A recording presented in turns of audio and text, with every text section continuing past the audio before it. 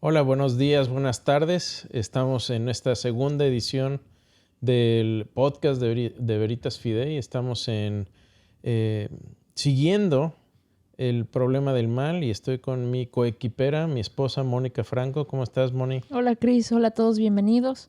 ¿Cómo están? Pues vamos a seguir viendo hoy el tema del mal, Cris, el tema más difícil. ¿Y por qué no empezamos con la pregunta de por qué es tan difícil explicar el sufrimiento y el problema del mal? Sí, la vez pasada vimos, la vez anterior tuvimos un live, ¿no? Estuvimos contestando preguntas y respuestas ahí en vivo y les recomendamos mucho ese también. Está en nuestra página en Facebook. Y por otro lado, en el primer podcast hablamos de definiciones del mal, tipos de problemas del mal, mal natural, mal moral, etc. Y hoy vamos a empezar con esta pregunta que me acabas de hacer, Moni. ¿Por qué es tan difícil explicar por qué Dios permite el mal? ¿Por qué es tan incomprensible a veces? Y creo que aquí lo resume muy bien un teólogo del siglo XVII, el doctor Martin Lloyd-Jones, que fue un clérigo inglés. Y dijo esto, y me parece muy sabio, y los que me conocen ya me han escuchado citarlo. Pero él dice que el ser humano es culpable de una doble falla. Por un lado, no nos damos cuenta de la profunda maldad y depravación humana. En la sociedad actual le hemos dado muy poco trato a la profundidad de la perversión, de la maldad humana, y por eso no lo entendemos. Y por el otro lado, somos culpables también, según Lloyd, de que no tenemos un concepto lo suficientemente robusto y profundo de la grandeza del sacrificio de Jesús y de lo que implica que es nuestra salvación eterna y de lo que implica la salvación eterna y qué es lo que vamos a hacer en el cielo. Mucha gente piensa que vamos a estar tocando arpas en las nubes, aburriéndonos por la eternidad, ¿no? Per secula seculorum, aburridos. Y eso es una mentira del diablo. Y vamos a hablar, yo creo que de eso, pero si habláramos en resumen, Moni, yo creo que hay 7 razones principales por las que no podemos explicar bien o nos parece difícil explicar el problema del mal. Primero, porque hay demasiada maldad. Nos ahogamos a veces cuando vemos las noticias. Estábamos tú y yo viendo ayer un programa de esto, ¿no? Y vivimos, hay veces que ciertos tipos de maldad nos parecen inconcebibles. Es decir, vemos ciertos tipos de maldad, ciertos ejemplos, y decimos, es abrumador, esto no es posible, es inconcebible, y sin embargo es posible. Segundo, porque muchas veces no entendemos lo que dice Dios en el libro de Job. No entendemos que es un libro donde Job está sufriendo y Job es un hombre de Dios bueno. Muchas veces pensamos que el que sufre es porque algo debió haber hecho para que esté en esa situación. No entendemos bien el libro de Job. Otros simplemente no quieren contestar la pregunta o no les interesa o no tienen curiosidad en cuanto al tema. Simplemente prefieren ahogar el tema y, como dicen, comamos y bebamos que mañana moriremos. Mucha gente simplemente no le interesa ahondar en esto. 4, algunos se apegan a la filosofía del determinismo, y vamos a hablar un poco de eso. No voy a hablar mucho de eso, pero el determinismo nos tambalea y nos hace confundirnos en cuanto al problema del mal. 5, como decía Lloyd-Jones, fallamos en entender la profunda maldad y depravación humana. 6, no entendemos el gran valor del libre albedrío. Cris, aquí en el libre albedrío creo que sería padre pasar el videíto que tenemos del libre albedrío. Pasémoslo. The presence of evil, pain, and suffering in our world is the most persistent argument raised against the belief in God. Bye. Usually it goes something like this. Put your hands up now! An all-knowing God would know evil exists. An all-loving God would want to prevent evil from existing. An all-powerful God could prevent evil from existing. Come here, But here. evil does exist. Now, given that the fourth proposition would appear to be undeniable, it can be inferred that one of the other three must be false, and thus there cannot be an all-knowing, all-loving, and all-powerful God. Checkmate. Or at least some people think that. However, not too long ago, an American philosopher named Alvin Karl Plantinga put forth a new proposition that is intended to demonstrate that it is logically possible for such a God to create a world that does contain evil. This is how he summarized his defense. A world containing creatures who are significantly free and freely perform more good than evil actions is more valuable, all else being equal, than a world containing no free creatures at all.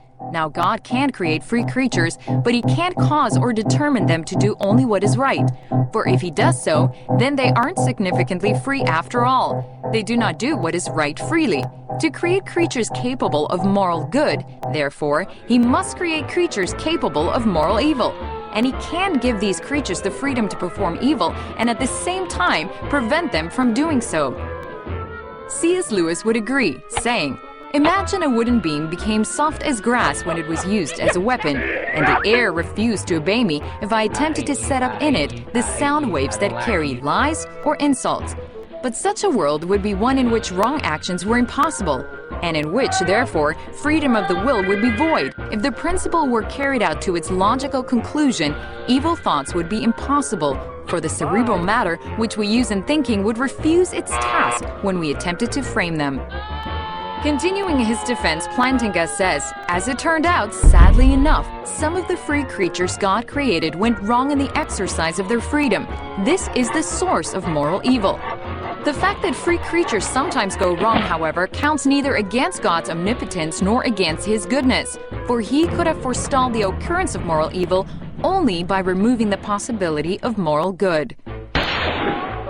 So, even though God is all-powerful, it is possible that it was not in his power to create a world containing moral good, but no moral evil. Therefore, there is no logical inconsistency involved when God, although wholly good, creates a world of free creatures who chose to do evil.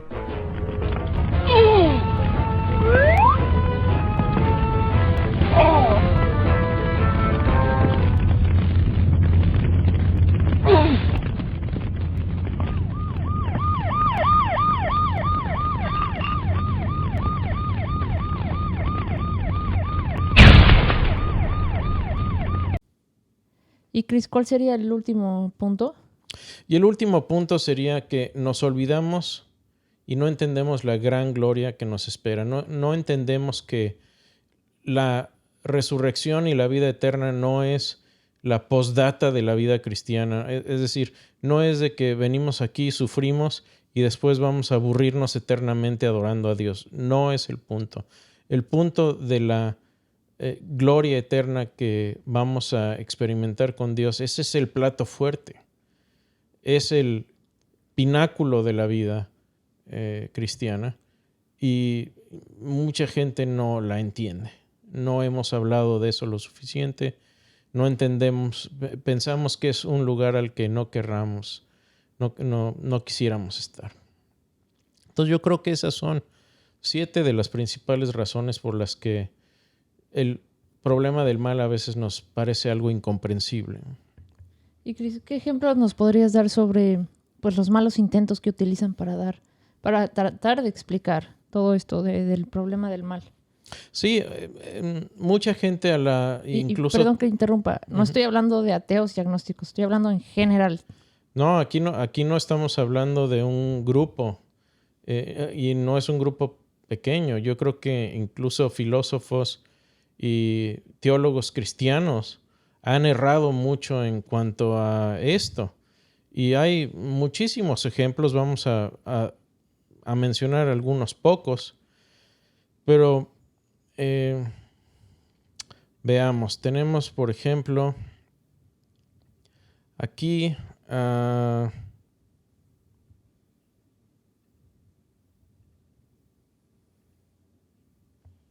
al Rabbi Kushner. El Rabbi Kushner, Harold Kushner, es un hombre que escribió un libro famosísimo que vendió miles, si no es que millones de copias.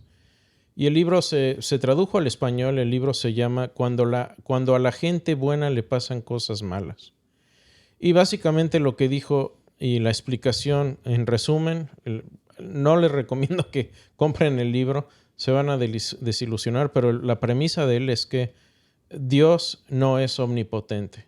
Es decir, todos estos intentos, Moni, lo que hacen es disminuir alguna de las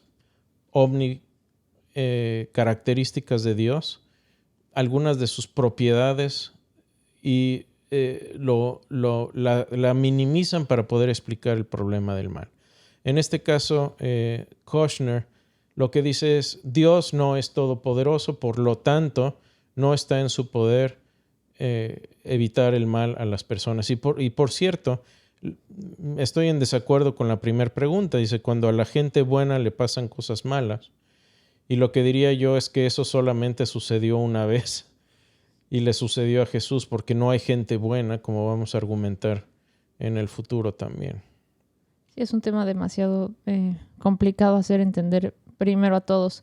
Ninguno de nosotros, somos buenas personas.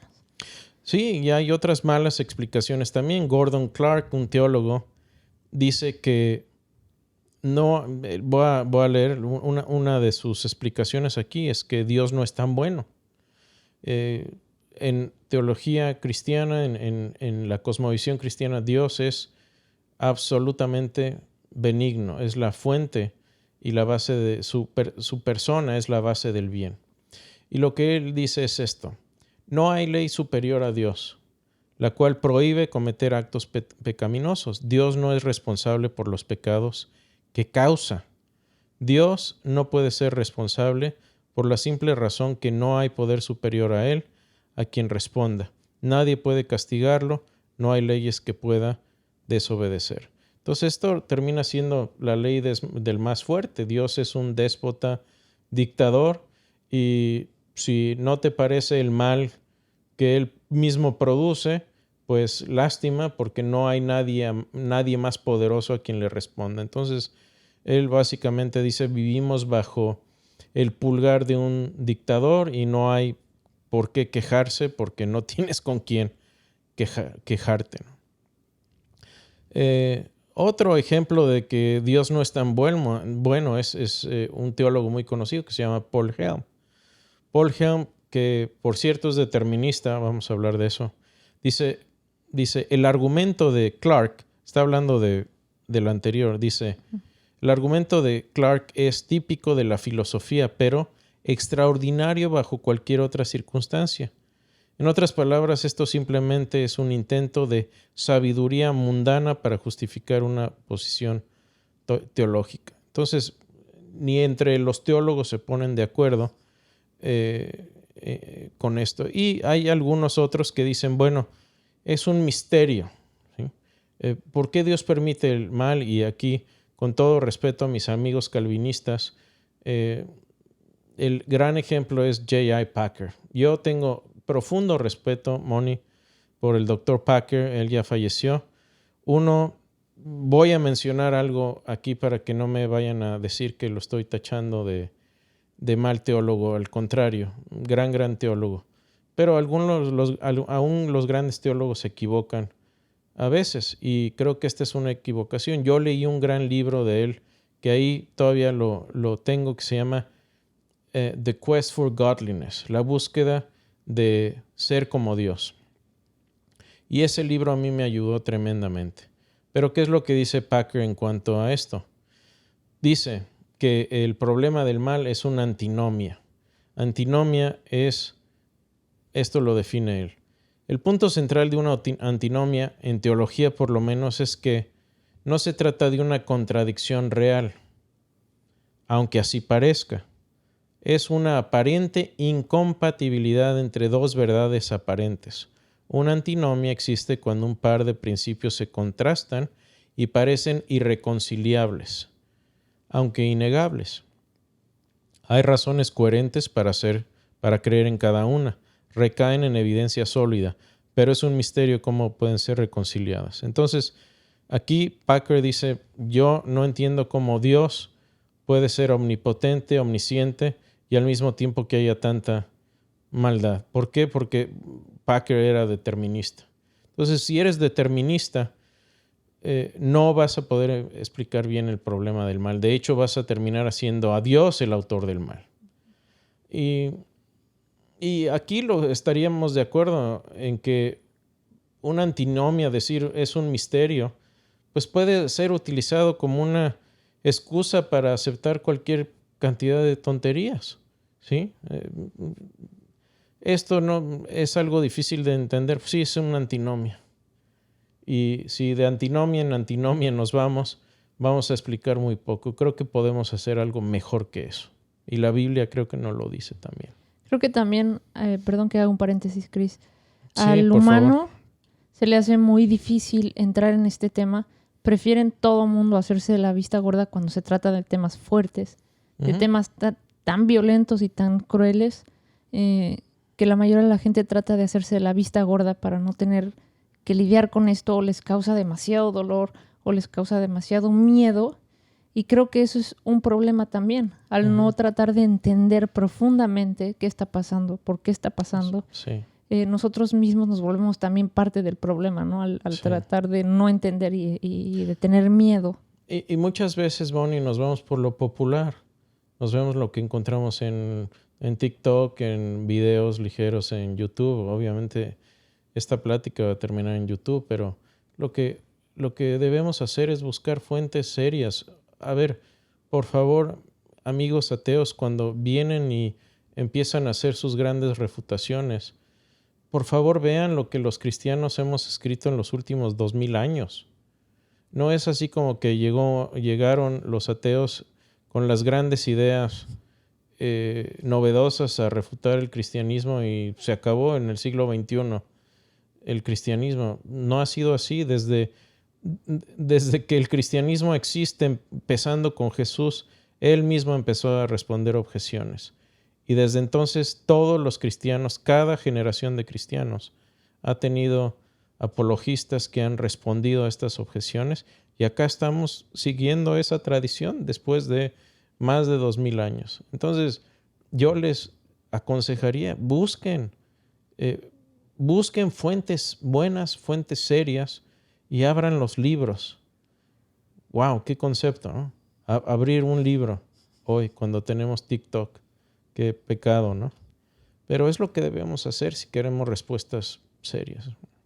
Y regresando a los ejemplos que estabas dando, ¿tienes algún otro? Sí, último ejemplo que diría yo es el universalismo. El universalismo es la idea de que, bueno, al final de cuentas sí hay mucho mal y hay maldad, pero pues Dios simplemente, como dice un teólogo, John Hick, Dios está en proceso de depurar las almas y al final todo mundo va a ser salvo.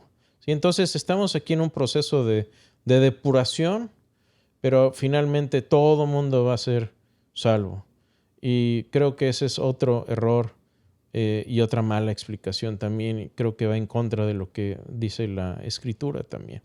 Pero yo creo que esos son bastantes suficientes ejemplos de lo que no se debe hacer a la hora de explicar tratar de explicar el problema del mal.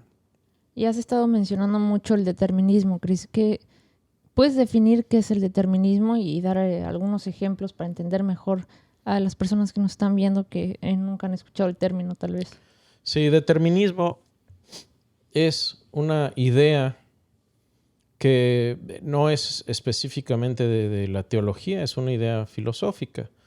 Pero, como sabrás, muchas veces nuestra filosofía influye en nuestra teología. Es decir, estas ideas van a determinar muchas veces la forma en que pensamos. Y esto no es exclusivo de gente cristiana o gente religiosa. También los ateos pueden ser deterministas. Y déjame definir lo que es el determinismo. El determinismo divino es la creencia de que Dios ordena u organiza todas las cuestiones del universo de manera que toda cosa y todo lo que sucede y sucederá está eficazmente orquestado por Dios. De tal manera que debió suceder todo exactamente como sucedió y no podría haber sucedido de otra manera. Esa es la idea, que Dios determina no solo las acciones, sino los pensamientos de las personas. O sea, un controlador. Voy a crear esta persona que haga derecha, izquierda, y esta va a ser izquierda del frente. Ya todo está diseñado, Determinado. ya está Sí, todo hecho. La idea es que todo está determinado. Un teólogo anglicano que vivió en 1740 y murió en 1778, Augustus Topley, lo puso de manera muy elocuente. Dijo así, esta es una definición ejemplificada, pero dijo así: no hay partícula de polvo que se mueva sin que Dios la haya levantado. Conduzca su movimiento incierto y por su cuidado particular la haga reposar en cierto lugar que Él dispuso con anticipación. Nada sucede en este mundo sin que Dios lo haya designado de esa manera, ¿no? Y creo que esto llevado al extremo es problemático. ¿Y por qué es problemático? Porque si no rechazamos el determinismo, entonces el problema del mal se hace algo inescrutable. No podríamos explicar por qué Dios permite el mal y terminaríamos como R.C. Sproul, muy conocido teólogo, que diría: no sé cuál es la solución al problema del mal y tampoco conozco a nadie que lo sepa. Termina como un misterio el problema del mal. Entonces creo que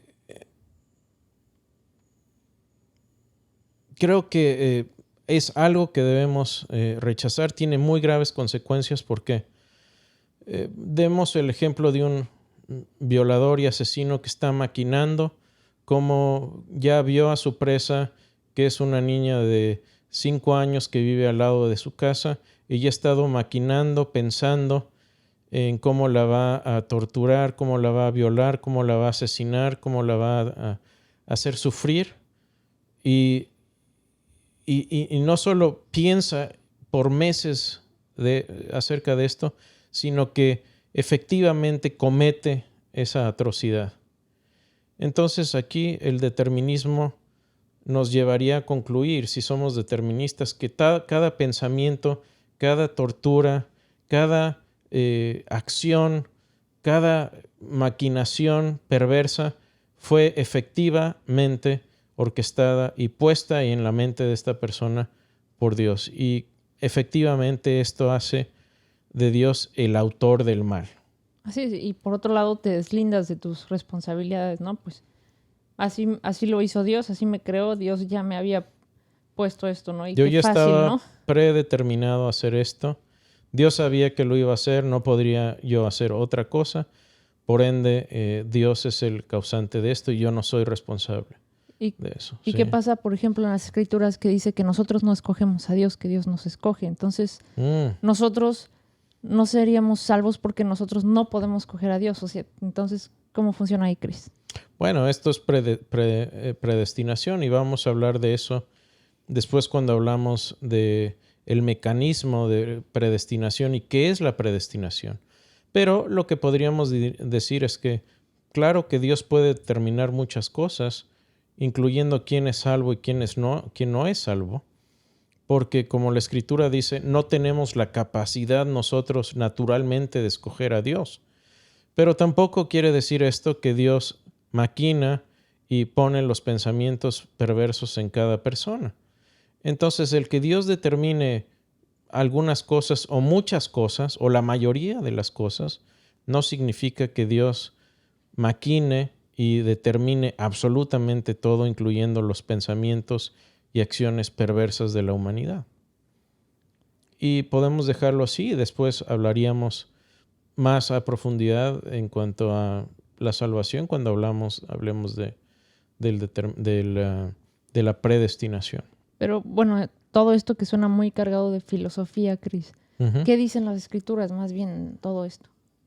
Bueno, yo creo que sería importante pues ver qué dicen algunas escrituras en cuanto a esto, porque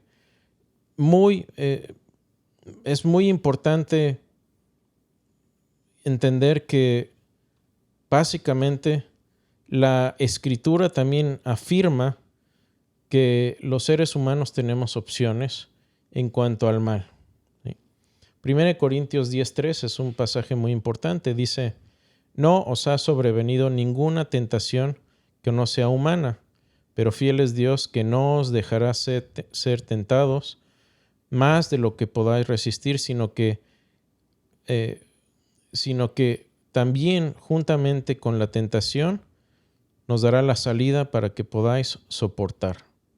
Entonces dice que cuando una tentación viene, no es algo irresistible, se puede resistir, y que no solo eso, sino que Dios siempre te da una salida, una escotilla para que puedas escoger algo diferente.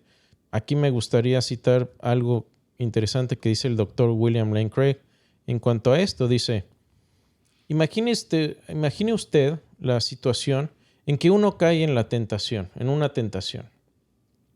La declaración de Pablo en 1 Corintios 10:13, que acabamos de leer, implica que en tal situación Dios ha provisto una escotilla de escape que uno pudo haber tomado, pero no lo hizo. En otras palabras, precisamente en esta situación, uno tuvo la oportunidad de sucumbir o tomar la salida y uno tuvo libertad, es decir, uno tuvo libertad completa. Y es precisamente porque uno ha fallado en tomar la salida divinamente provista que uno es responsable del acto. Entonces, no es solo eso, no es solamente este pasaje. Vamos a poner un enlace, Moni, en el podcast de un escrito acerca del determinismo donde hacemos un análisis más detallado de la escritura. Pero yo creo que es suficiente con decir esto. No es verdad que la lectura natural de todos los mandamientos del Nuevo Testamento y también del Antiguo, pero si nos limitamos al Nuevo Testamento, mandan al cristiano a llevar una vida recta y agradable a Dios, alejada del pecado.